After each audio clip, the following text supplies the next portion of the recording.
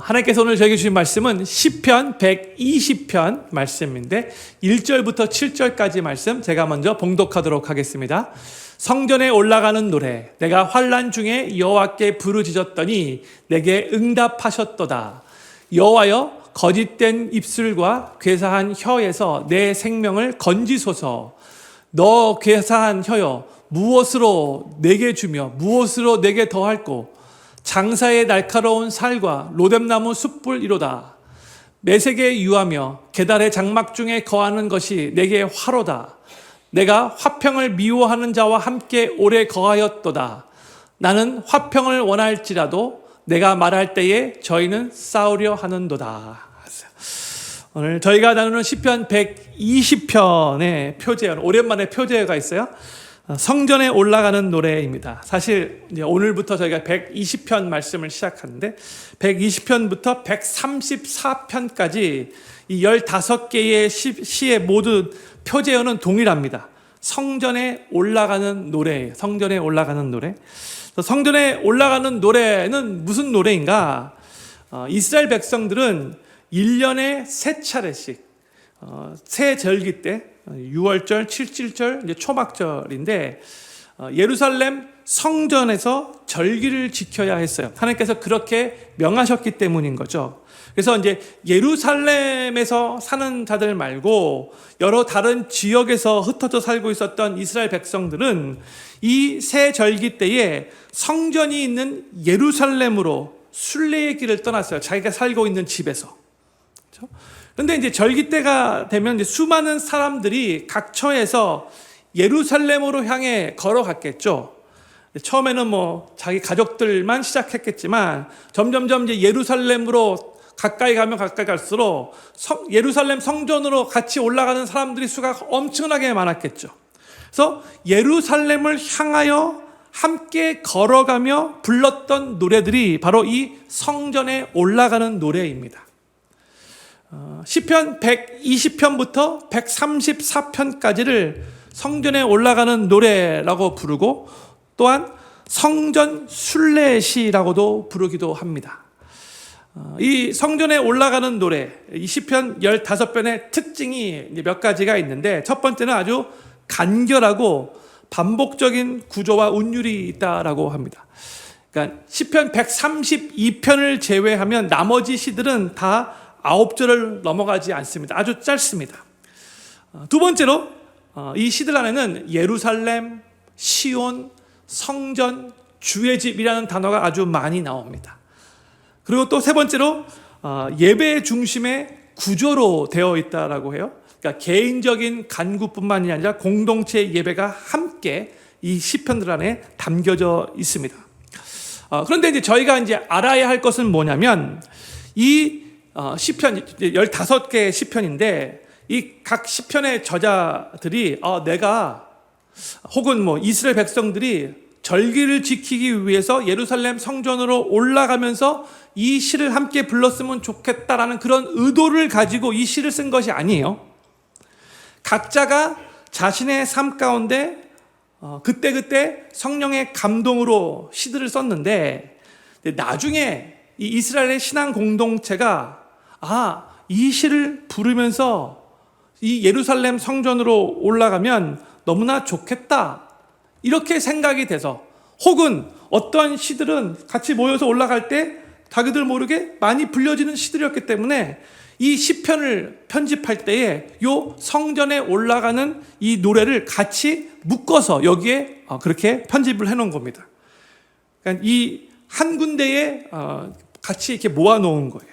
이것들은 같이 성전으로 올라가면서 함께 믿음의 공동체가 부르면 좋겠다라고 생각되는 시들을 이렇게 모아놓은 겁니다.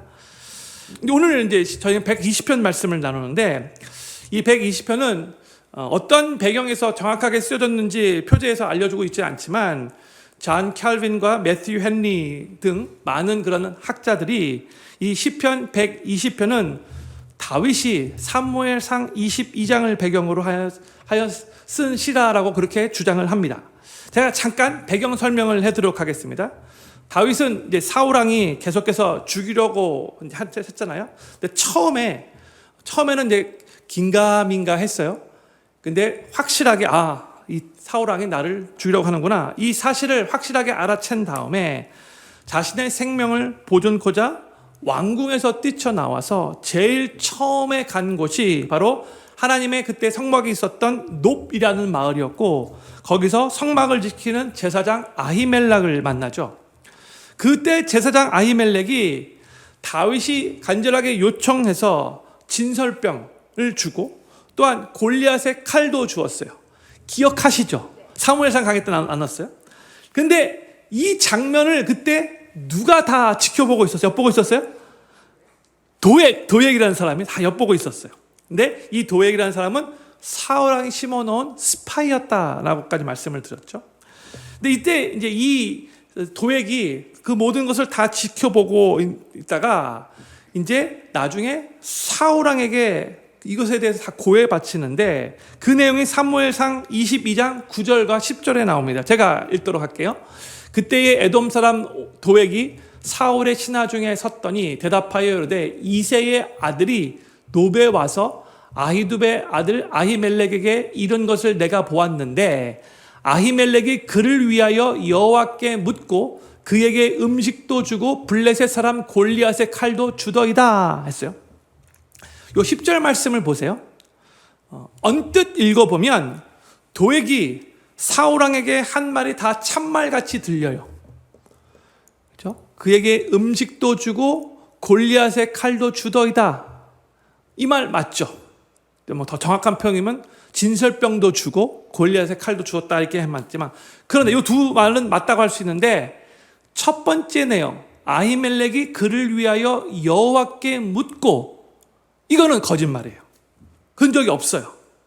그러니까 이 첫 번째 이 표현 아히멜렉이 다윗을 위하여 여호와께 묻고, 이 내용을 딱 들으면 지금 이 제사장이 사울왕을 대적하고 다윗을 몰래 지금 도와주고 있구나, 다윗의 서포러구나, 지금 그렇게 느끼게 하는 표현인 거예요.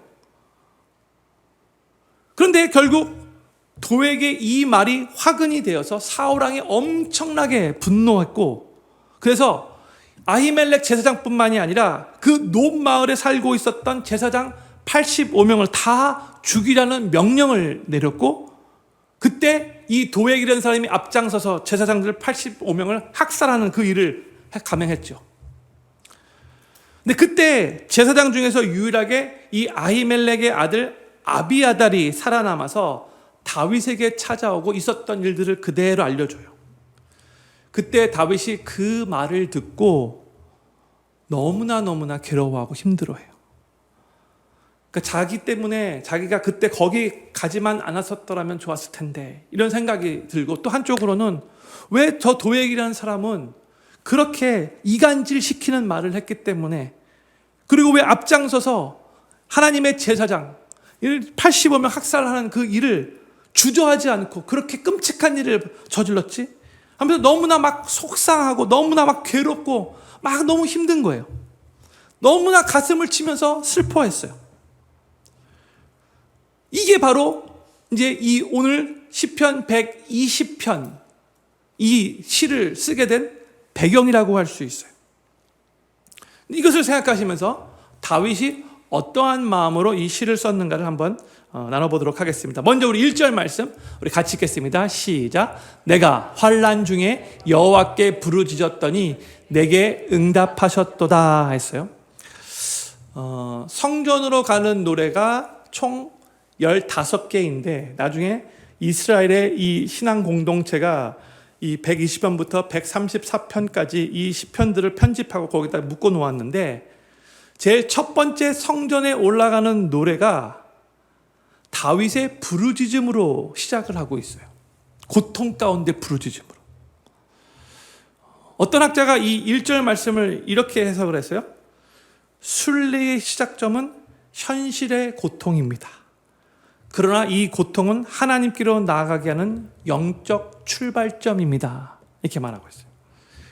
이 1절을 보면 다윗은 환난 중에서 하나님께 부르짖었대요. 그 다음에 하나님은 그 부르짖음에 응답하셨다라고 고백을 하고 있어요. 오늘 배경 말씀을 생각해 보면 여기서의 환난은 바로 도액의 거짓말과 사울 왕의 광기로 인하여 다윗이 감정적으로 무너질 수밖에 없는 아주 괴로운 상황 가운데 있었다는 것을 우리가 알 수 있죠. 제사장들이 다 죽고 나서 너무나 마음이 힘들었던 그 환난 가운데 있었던 거예요. 그런데 환난 중에 다윗이 하나님께 부르짖었대요. 그리고 하나님은 다윗에게 응답하셨는데, 그러면 하나님이 응답하신 이 응답은 무엇인가? 다윗이 너무나 괴로워했을 때에 하나님이 어떻게 응답해 주셨냐면, 그 다윗의 괴로운 마음을 하나님의 임재와 하나님의 평강으로, 또한 그의 내면의 회복으로 응답해 주셨다는 그런 뜻인 거죠. 요 1절 말씀을 가지고 우리의 삶을 돌아보기를 원해요. 어떤 분들은 이렇게 생각을 할 수도 있어요. 왜 하나님은 먼저 환난에 빠지게 하고 나서 그 환난 가운데 부르짖게 한 다음에 왜 그 다음에 응답해 주나? 아예 처음부터 환난에 빠지지 않도록 미리 막아주시면 얼마나 좋나? 하나님은 꼭 이렇게 먼저 애를 태우게 하신 다음에 꼭 부르짖게 하셔야 하는가? 성도님들 어떻게 생각하십니까? 스스로에게 한번 진솔되게 진물하고 답해 보실 수 있기를 바라요. 나는, 성도님들 각자 한 분 한 분은 내 삶에 환난이 하나도 없어서 항상 하나님께 나와 겸손하게 기도하고 하나님께 부르짖고 계속해서 하나님과 친밀한 관계를 유지하며 영적으로 성숙해질 수 있으신지요? 어떠실 것 같아요? 제가 성도님들을 대신해서 답을 드리겠습니다. 그렇게 못해요. 그렇게 하고 싶지만 안 돼요. 마음은 할 수 있을 것 같아요. 근데 실제로 삶에 아무런 환난이 없고 모든 게 편해지잖아요. 우리는 아직도 죄성을 가진 연약한 인간이기 때문에 자연적으로 우리는 영적으로 게을러지고요. 자연적으로 교만해지고요. 자연적으로 하나님 앞에 나와 부르짖지 않고요. 그만큼 영적으로 성숙해지지 않아요. 정말 그래요. 모든 인간들 다 그래요. 그래서 우리에게 하나님께 부르짖어야 할 환난이 찾아오면 그것은 하나님께서 우리에게 관심이 없으시기 때문도 아니고 하나님이 우리를 외면하시기 때문도 아니에요. 우리의 삶에 일어나는 환난은 사실 그 환난에 대해서 우리가 인간적인 머리로 다 이해가 되지는 않겠지만 그럼에도 불구하고 그 환난은 하나님께 간절하게 겸손한 마음으로 나아가게 하는 통로가 됩니다. 환난은 우리를 무너뜨리기 위한 것이 아니라 하나님께로 더 가까이 나아가게 하는, 더 하나님께서 가까이 부르게 하시는 하나님의 초청이라고 우리가 생각해야 하는 거예요. 그리고 무엇보다도 우리 하나님은 환난 중에 부르짖는 성도의 기도를 들으시는 하나님이시라는 것을 기억하시기 바랍니다. 성도의 부르짖는 기도는 그저 막연한 넋두리나 힘없는 감정의 분출이 아니에요. 하나님께서 분명히 응답하실 거라는 그 믿음을 전제로 한 믿음의 행위가 되어야 하는 거예요. 우리는 그 응답의 시기와 방법은 다 하나님의 주권에 맡기되 우리의 부르짖음에 응답하시는 하나님을 신뢰하며 기도해야 합니다. 저는 필그림교회 모든 성도님들이 삶에 환난이 찾아올 때에 그 환난 자체는 솔직하게 별로 좋은 것은 아니겠지만, 별로 반갑지는 않겠지만 그 환난은 하나님께로 더 가까이 부르시는 하나님의 초청이라고 꼭 생각하시기를 바라고, 하나님께서 분명히 우리의 부르짖음을 들으시고 응답하실 것을 믿으시며 하나님 앞에 겸손하고 간절하게 부르짖으시기를 우리 구주 예수님의 이름으로 간절히 축원합니다. 시편자는 이제 2절에서 이렇게 간구합니다. 2절 말씀 같이 읽겠습니다. 시작. 여호와여, 거짓된 입술과 괴사한 혀에서 내 생명을 건지소서 했어요. 여기서 거짓된 입술, 괴사한 혀는 바로 도액이 사울 왕에게 말한 그 거짓말들을 의미하는 것이고, 도액뿐만이 아니라 지금 다윗이 사울 왕을 죽이겠다고 그렇게 한 적도 한 번도 없는데, 사울 왕이 그렇게 믿으니까 주변에 있는 사울의 사람들, 측근들도 다 지금 그렇게 생각하고 저 다윗 나쁜 놈이야, 저 다윗은 사울 왕을 죽이려고 하는 나쁜 놈이야, 사울 왕의 그 왕권을 탐내고 있는 놈이야, 이러한 말들이 계속해서 팽배하고 있는 거죠. 근데 여기서 지금 사용된 이 표현, 이 단어들을 잘 보잖아요. 거짓된 입술, 괴사한 혀, 그렇죠? 영어로 보면은 이제 lying lips, deceitful tongue이라고 이렇게 번역됐어요. 그러니까 이거는 단순히 그냥 인간의 실수로 나도 모르게 그 위험 가운데 나도 모르게 나오는 그러한 순간적인 그 위기를 모면하기 위한 거짓말이 아니라, 이것은 고의적이고 파괴적인 거짓말, 언어 폭력을 의미하는 거예요. 어떤 사람을 일부러 해하기 위해서 하는 거짓말이에요. 정확하지도 않고 확실하지도 않은데 그냥 사실에 근거하면서도 거짓말을 입히는, 그러니까 어떻게 보면 half true, 아까 도액과 마찬가지로 그런 건데, 그 말이 누군가의 생명을 빼앗아가는 악한 말이 될 수 있는 거죠. 그렇죠? 그런데 하나님의 백성들은 사람들로부터 말로 인해 공격을 받고 중상모략을 당하고 그로 인해 상처를 받게 될 때에 어떻게 해야 하는가? 지금 다윗이 하는 것과 마찬가지로 여전히 하나님께 기도하며 하나님의 도우심을 간구해야 하는 거죠. 근데 오늘 이 본문 2절을 보잖아요. 다윗은 하나님께 나와 기도하며 하나님께 자신의 생명을 건져달라고 간구하고 있어요. 그렇죠? 생명을 건져달라라는 이 간구가 어떻게 보면 조금 흥미롭게 들릴 수 있어요. 지금 구원의 언어를 사용하면서 하나님께 간구하고 있는 다윗이에요. 왜 이런 표현을 했는가?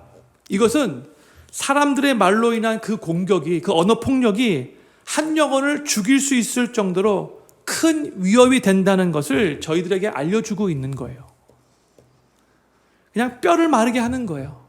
사람들의 그 잘못된 말이, 그 잘못된 중상모략이. 그리고 성경은요, 사람들의 말이 엄청나게 큰 위력이 있고 때때로 말이 칼보다도 더 깊은 상처를 남긴다는 것을 성경 여러 곳에서 우리들에게 가르쳐주고 있어요. 그 중에 유명한 성경 구절 두 구절만 우리 같이 읽기를 원합니다. 먼저 잠언 18장 21절 말씀 같이 읽겠습니다. 시작. 죽고 사는 것이 혀의 힘에 달렸나니 혀를 쓰기 좋아하는 자는 혀의 열매를 먹으니라. 죽고 사는 것이 혀의 힘에 달렸대요. 그렇죠? 오늘 본문 말씀과 딱 연결되는 말씀이죠. 또 야고보서 3장 5절과 6절 말씀도 같이 읽겠습니다. 시작. 이와 같이 혀도 작은 지체로 돼 큰 것을 자랑하도다. 보라, 얼마나 작은 불이 얼마나 많은 나무를 태우는가. 혀는 곧 불이요 불의의 세계라. 혀는 우리 지체 중에 온몸을 더럽히고 삶의 수레바퀴를 불사르다니 그 사라는 것이 지옥불에서 나느니라 했어요. 성경은 여러 곳에서 사람들의 말, 우리가 하는 말에 엄청난 큰 위력이 있다는 것을, 한 영혼을 죽일 수도 있고 살릴 수 있는 권세가 있다는 것을 여러 곳에서 가르치고 있어요. 우리가 하는 말, 우리의 이 혀, 우리가 정말 조심해야 돼요. 조심해야 돼요.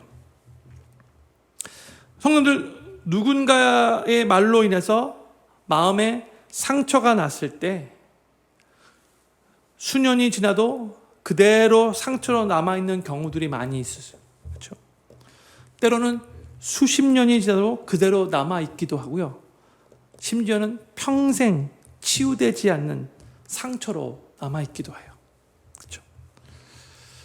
사랑하는 필그림교회 성도님들, 혹시 과거에 부모님께나 혹은 학교에서 선생님에게나 혹은 친구들에게나 혹은 직장의 상사에게나 혹은 주변에 있는 지인들에게나 그 어느 누구에게로부터 어떠한 말을 들었는데 여전히 마음에 삶에 상처로 남아있는 것이 있다면 하나님께 간절히 간구하시면서 그 상처로부터 온전히 치유함을 받으시기를 예수님의 이름으로 간절히 축복합니다. 내 마음에 누군가의 말로 인한 상처가 여전히 남아 있으면요, 그로 인해서 내 자신도 많이 괴롭고 많이 아프겠지만, 나의 자아상이 많이 삐뚤어지겠지만, 또 그뿐만이 아니라 나도 모르는 사이에 나도 내 주변에 있는 사람들에게, 특히 내가 사랑하는 가족들에게도 말로 상처를 주는 경우가 아주 많아요. 내 의도와 상관없이 내가 상처받고 있기 때문에 다른 사람들에게 더 큰 상처를 주게 되는 거예요.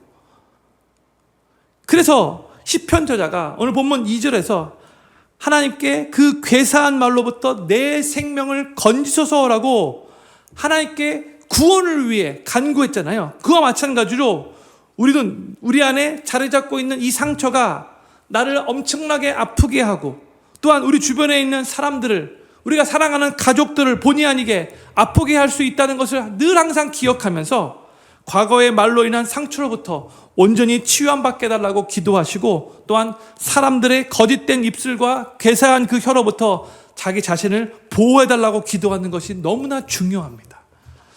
저는 필그림교회 모든 성도님들이 혹시 사람들의 말로 인해서 여전히 마음 깊은 곳에 상처가 남아있는 성도님들 계시다면 하나님께서 그 상처로부터 온전히 치유해 주시기를 간절히 바라고, 또한 하나님께서 사람들의 그 거짓된 입술과 괴사한 혀로부터 여기 계신 모든 성도님들 한 분 한 분을 다 보호해 주시기를 우리 구주 예수님의 이름으로 간절히 축원합니다.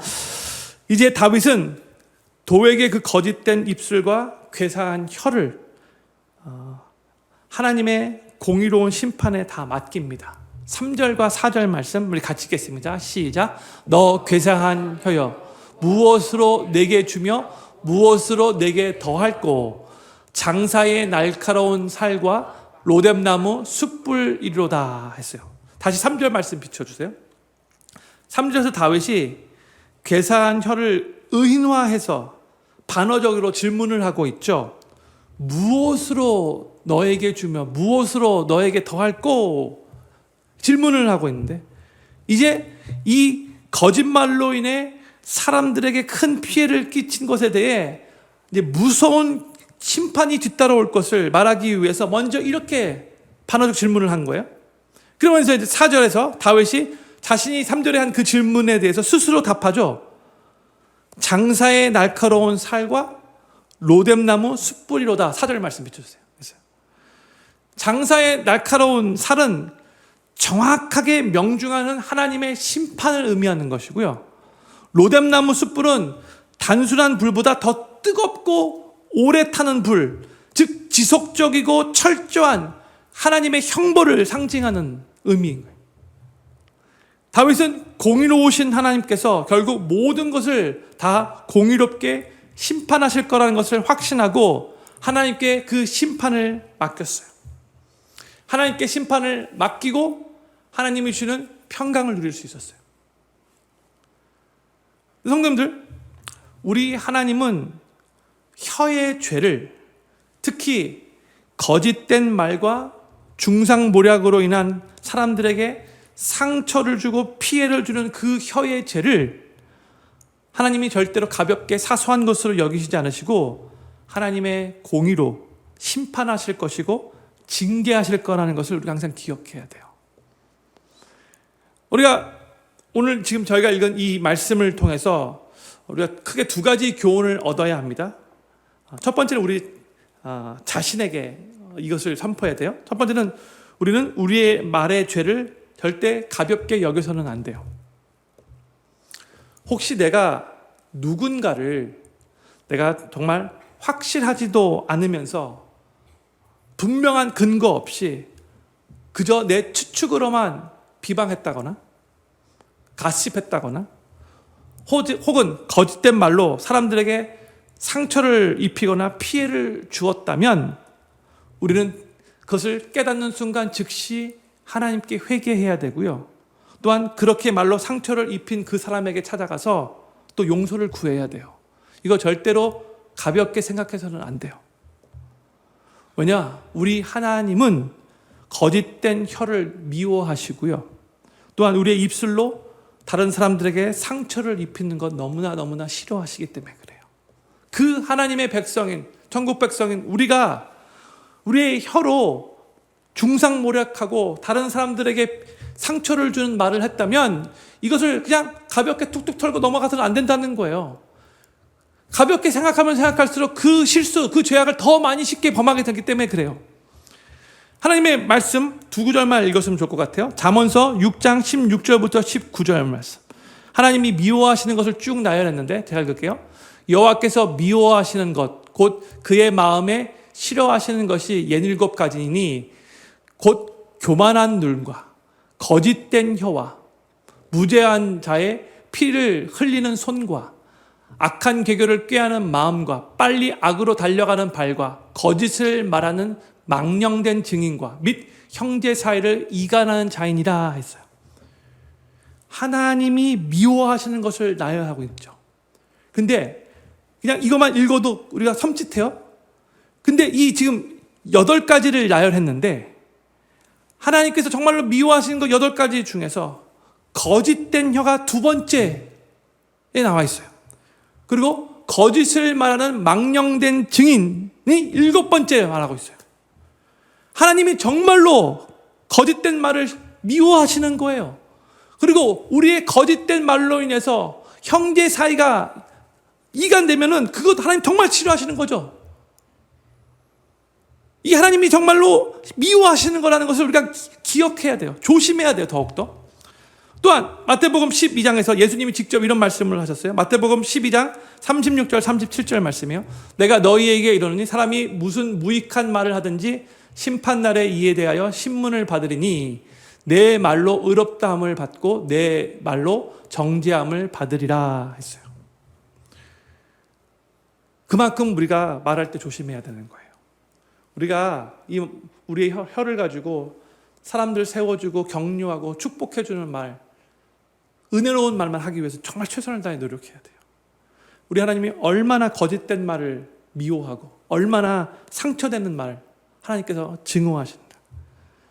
절대로 우리가 우리의 말에서 다른 사람들을 향해 부정적인 말, 가십하는 말, 디스트로이하는 말, 상처를 입히는 말, 우리가 정말 최선을 다해서 하지 않도록, 내 입에서 거짓된 말이 나가지 않도록, 내 거짓된 말로 말미암아 다른 사람이 큰 해를 끼치는 그런 일이 생기지 않도록 우리 자신의 파수꾼을 세워야 돼요. 하나님의 이 말씀이 우리 마음에 딱 새겨져야 돼요. 그리고 두 번째, 오늘 본문 말씀, 특히 이제 3절과 4절에서 우리가 배워야 할 두 번째 교훈은 공의의 하나님을 신뢰하며 심판을 하나님께 맡겨야 합니다. 공의의 하나님을 신뢰하며 심판을 하나님께 맡겨야 돼요.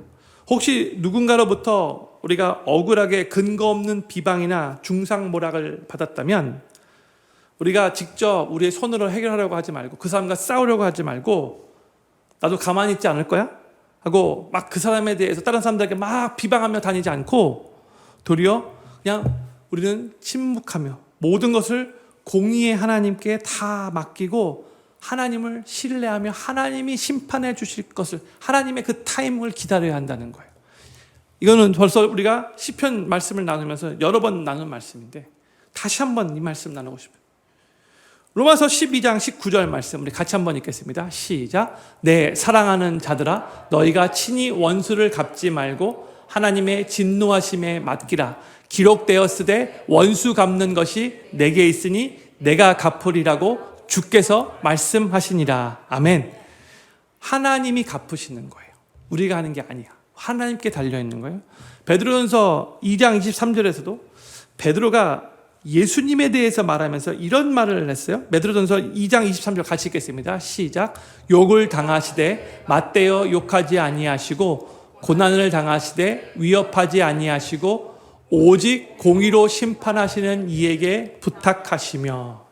이게 바로 우리 예수님이 본을 보여준 거죠. 십자가를 지실 때 죄가 전혀 없으셨는데 온 우주 만물을 창조하신 창조주 하나님이신데 모든 권세와 능력을 갖고 계셔서 마음만 먹으시면 정말 한순간에 다 손봐 주실 수 있는 그런 분이신데 조금도 죄가 없는 거룩하신 분이셨는데 그럼에도 불구하고 우리 예수님도 공의로 심판하시는 하나님께 다 의탁하고 맡기셨다는 거예요. 그렇다면 죄와 허물이 많은 우리도 당연히 하나님께 다 의탁하고 맡겨야 되는 거죠. 그렇죠? 예수님도 맡기셨는데 더 허물 많은, 더 죄가 많은 우리, 더 더러운 우리는 당연히 다 하나님께 맡겨야 될 수밖에 없는 거죠. 18세기에 제가 이 윌리엄 윌버포스에 대해서는 여러 번 말씀드렸는데 이 사람이 왜 유명하냐면 영국에서 이 노예제도 폐지를 위해서 정말 앞장서서 너무나 수고한 사람이기 때문에 그래요. 그때 이제 영국에서 노예제도를 지지하는 자들이 아주 많았거든요. 그 노예 제도가 폐지되면 영국의 이 경제가 그냥 얼스떡 된다고 다들 그렇게 생각했어요. 말도 안 된다고. 무슨 소리 하는 거냐고. 근데 이 윌리엄 윌버포스가 그럼에도 불구하고 이거는 정말 비인간적인 것이다. 이걸 우리 폐지해야 된다라고 그냥 앞장서서 그냥 크게 계속해서 그 일을 감당해 나갔어요. 그러다 보니까 이 사람을 향하여 수많은 거짓된 언론과 정치적 중상모략이 막 여기저기서 막 이 윌리엄 윌버포스를 향하여 계속해서 화살로 이렇게 다가왔어요. 많이 괴로웠겠죠. 계속해서 자기를 향해 중상모략을 들으면 이건 힘들 수밖에 없어요. 괴롭고 화가 나요. 그러나 그럼에도 불구하고 그는 그것에 대응하거나 반박하지 않기로 결심을 해요. 하나님께 다 맡겨요. 이거는 하나님이 맡기신 사명이라고 생각하고 하나님께 맡기겠습니다. 나는 내가 할 이 선한 일 여기에 더 집중하며 최선을 다하겠습니다. 그렇게 다 맡기고 본인이 해야 할 그 일들 더 열심으로 감당을 했어요. 그리고 40년의 노력과 인내 끝에 결국 영국에서 이 엄청난 이 노예 제도가 폐지가 됐죠. 그 폐지법이 통과가 됐어요. 그리고 나서 그 후에 이제 사람들이 오히려 이 윌리엄 윌버포스를 아주 진실된 자로 또한 아주 훌륭하고 위대한 그런 지도자로 그렇게 기억하게 된 거죠. 하나님께 맡겼더니 하나님이 가장 선한 방법으로 책임져 주신 거예요. 저는 필경교회 모든 성도님들이 하나님은 거짓된 말과 중상모략으로 인해 사람들에게 상처와 피해를 입히는 그 혀의 죄를 너무나 미워하시고 하나님께서 결국 공의롭게 심판하실 거라는 것을 기억하시기를 바라고 또한 우리의 말의 죄를 절대로 가볍게 여기지 않으시고 또한 누군가로부터 억울하게 근거 없는 비방이나 중상모략을 받았다면 공의의 하나님을 다 의탁하고 맡기고 신뢰하면서 그 하나님이 가장 선하게 가장 하나님의 방법대로 인도하실 것을 믿으시며 그 주님께로부터 오는 평강을 누리실 수 있게 되기를 우리 구주 예수님의 이름으로 간절히 축원합니다. 이제 시편자는 5절부터 7절에서 자신이 그동안 경험하며 살아온 환경에 대한 현실적인 그런 고백을 하면서 지금도 여전히 힘든 상황 가운데 있는 자신의 상태를 하나님 앞에 토로하면서 이 시편을 마무리합니다. 5절부터 7절까지 말씀 제가 천천히 읽겠습니다. 메색에 유하며 계달의 장막 중에 거하는 것이 내게 화로다. 내가 화평을 미워하는 자와 함께 오래 거하였도다. 나는 화평을 원할지라도 내가 말할 때에 저희는 싸우려 하는도다 했어요. 다시 5절 말씀 비춰주세요. 여기서 메색은 저 흑해 북쪽의 이방 민족, 그러니까 이스라엘과 거리가 아주 먼 지역을 의미하고 있고요. 또 게달은 이스마엘의 두 번째 아들로서 이제 아라비아 사막의 유목민을 의미하는 거예요. 그런데 그 당시에 메색과 게달의 장막은 폭력과 전쟁을 상징하는 표현이었다라고 해요. 메색, 게달의 장막 하면 폭력, 전쟁 딱 상징하는 표현이에요. 다윗은 지금 자신이 폭력과 전쟁을 즐기는 사람들 사이에서 너무나 오래 거했다고 그의 지금 힘든 상황을 하나님께 토로하고 있는 거예요. 계속해서 사울이 이 다윗을 막 죽이려고 하고 있잖아요. 그 상황을 지금 이런 식으로 말하고 있는 거예요. 다윗은 마치 자신이 하나님의 임재에서 멀어진 듯한 그런 영적인 황무지, 그 폭력과 전쟁의 땅, 그 한 복판에 던져진 듯한 그런 느낌을 받았다는 거죠. 다윗은 하나님의 뜻대로 의롭게 살려고 노력했지만 지금 되어져가는 상황은 계속해서 정말 하나님의 기름 부음 받은 이 제사장들이 학살당해서 죽어나가고, 지금 이 세상은 폭력이 지금 난무하고 거짓된 혀를 더 잘 받아들이는 것 같이 느껴지는 거예요. 그런 세상 가운데 지금 다윗이 살아가고 있기 때문에 이렇게 자신의 안타까운 마음을 이렇게 하나님 앞에 토로하는 거예요. 그러면서 이제 6절에서는 다윗이 내가 화평을 미워하는 자와 함께 오래 거하였도다 이렇게 말하고 있죠. 지금 주변에 자신을 자꾸 죽이려고 하는 자들이 많이 있기 때문에 이렇게 표현한 거예요. 또 7절에서는 나는 화평을 원할지라도 저희는 도리어 싸우려 했다 이렇게 말하고 있어요. 지금 사울왕을 생각하면서 이런 표현을 한 것 같아요. 근데 성도님들, 이 시편 120편 5절부터 7절 말씀을 읽으면 다윗은 아직도 고통의 땅에 있다는 것을 알 수 있어요. 아직도 그의 마음이 많이 괴롭다는 것을 알 수 있어요. 아까 1절에서 하나님이 자신의 기도에 응답해 주셨다라고 고백은 했지만 너무나 괴로움 가운데 있었던 자신을 하나님께서 위로해 주신 것을 경험했지만 그럼에도 불구하고 현실적으로 다윗은 여전히 지금 힘든 상황 가운데 있는, 왜냐하면 계속해서 사울왕이 다윗을 죽이려고 추격하고 있기 때문에 그런 거예요. 그렇죠?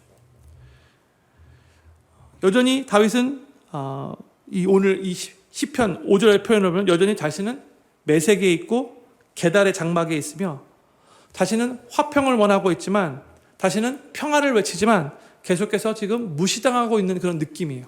이렇게 고백을 하면서 시편 120편을 마무리하고 있어요. 그런데 이 시편 120편이 믿음의 고백으로 마무리하고 있지 않죠. 그래서 조금 의아해요. 좀 어떻게 보면 너무 부정적이고 너무 다운돼요. 그렇죠? 그냥 탄식으로 끝나잖아요. 나는 화평을 원했는데 내가 말할 때 저희는 도리어 싸우려 한다? 끝! 뭐야 이게? 믿음의 고백도 없이. 좀 이상하게 들릴 수 있어요. 그런데 이 시편 120편은 아까도 말씀드렸듯이 성전에 올라가는 노래의 첫 번째 시라는 것을 우리가 기억하시면 좋을 것 같아요. 의도적으로 이 시편을 편집하는 자가 여기다가 제 첫 번째 시편 120편을 여기다가 딱 편집해 놓은 거예요. 뭐냐? 바로 이 다윗의 탄식은 곧 하나님을 향한 순례를 시작하는 출발점이 되기 때문이라 말하고 있는 거죠. 그리고 이 탄식은 예루살렘을 향한 갈망, 즉 진정한 하나님의 임재를 향한 목마름을 더욱 분명히 드러내기 때문에 그런 거예요. 한 주석가가 이렇게 표현을 했어요. 이 시편 120편은 마치 불평과 탄식 속에서 끝나버리는 시처럼 보이지만 실제로는 하나님을 향한 여정을 시작하게 만드는 영적 방아쇠가 된다. 그렇죠?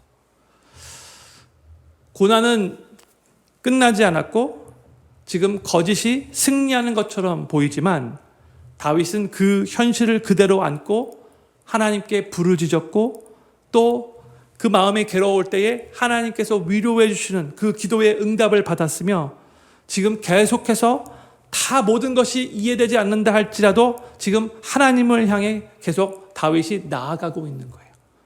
그 순례자의 길을 계속해서 걸어가고 있는 거예요. 이것이 이 새 절기 때에 저 예루살렘 성전을 향해 나아가고 걸어가고 있는 이 모든 신앙 공동체의 이 순례자들이, 이 유대인들이 이 자신들의 그 순례를 시작하면서 첫 번째로 본인들이 경험하고 있는 그 고통을 생각하면서 이 시편 120편을 그렇게 낭송할 수 있도록 이 시편이 제일 처음으로 그렇게 딱 포진되어 있다는 거죠. 마찬가지로 하나님의 백성은 거짓과 폭력이 지배하는 이 세상 한복판에서도 여전히 평화를 갈망하면서 세상에서 일어나는 일들이 다 이해가 되지 않을 때가 많이 있겠지만 계속해서 하나님을 향해 나아가고 하나님께 부르짖으며 하나님이 주시는 그 평강 가운데 하나님 안에서 그 답을 찾아가야 하는 거예요. 그 순례자의 길을 여전히 걸어가야 한다는 거죠. 저는 필그림교회 모든 성도님들이 평화보다도 거짓과 전쟁을 더 원하는 이 세상에서 때로는 거짓된 혀가 승리하는 것 같고 진실은 땅에 떨어져 짓밟히는 듯하게 보이지만 그럼에도 불구하고 그 속에서도 하나님의 임재를 간절히 사모하시며 하나님 앞으로 나아가 하나님이 주시는 그 평강을 누리시며 하나님 앞에서 하나님이 주시는 그 답을 찾아가시게 되기를, 그 순례자의 길을 계속해서 걸어가시게 되기를 우리 구주 예수님의 이름으로 간절히 축원합니다. 우리 기도 제목 5가지 읽고 기도하는 시간 갖도록 하겠습니다. 첫 번째 기도 제목입니다. 삶에 찾아오는 환난을 하나님께로 더 가까이 부르시는 주님의 초청으로 받아들이게 하시고 우리의 부르짖음을 분명히 들으시고 응답하실 하나님을 믿으며 하나님께 겸손하고 간절하게 부르짖는 믿음의 사람으로 살게 하소서. 두 번째, 사람들의 말로 인해 마음에 남겨진 깊은 상처를 주님의 은혜로 온전히 치유해 주시고 거짓된 입술과 괴사한 혀로부터 우리를 지켜 보호하여 주소서. 세 번째, 하나님께서 거짓된 말과 중상모략으로 사람들에게 상처와 피해를 입히는 혀의 죄를 미워하시고 결국 공의로 심판하실 것을 기억하게 하소서. 또한 우리 혀로 짓는 죄를 결코 가볍게 여기지 않게 하소서. 네 번째, 누군가로부터 억울하게 근거 없는 비방이나 중상모략을 당하게 될 때에도 공의로우신 하나님을 신뢰하며 모든 판단과 심판을 오직 하나님께 맡기게 하소서.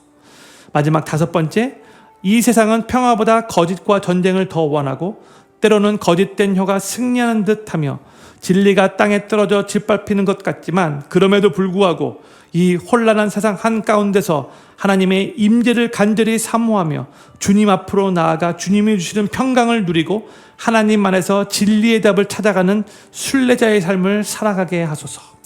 오늘 말씀 생각하면서 다윗이 도액의 그 만행으로 인해서 너무나 괴로웠지만 그 속에서 어떻게 하나님께 반응했고 어떻게 계속해서 하나님 앞에 기도로 나아가고 있는가, 그 다음에 하나님이 우리의 입술로 범하는 그 죄를 얼마나 미워하시는가를 다시 한번 생각하시면서 이 5가지 기도 제목을 하나님 앞에 올려드리며 합심으로 기도하는 시간 갖기를 원합니다. 기도하겠습니다.